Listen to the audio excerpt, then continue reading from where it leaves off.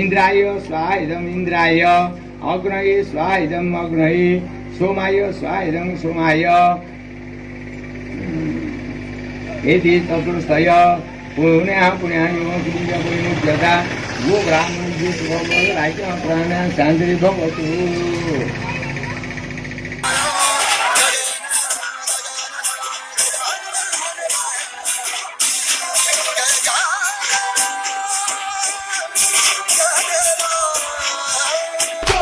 रंग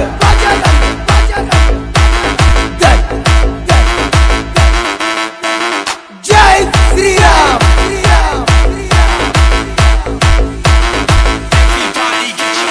बजरंग बजरंग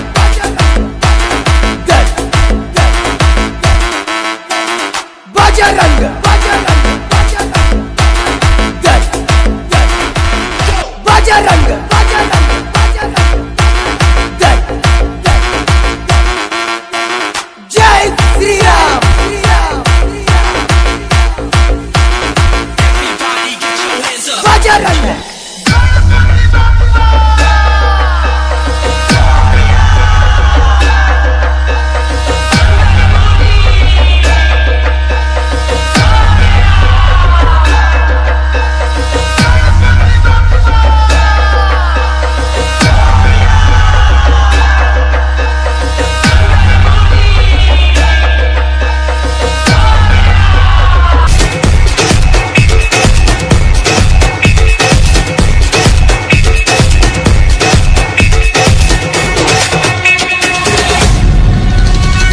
तुझको फिर से जलवा दिखाना ही होगा,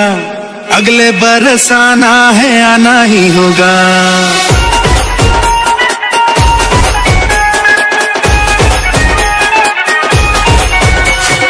तुझको फिर से जलवा दिखाना ही होगा,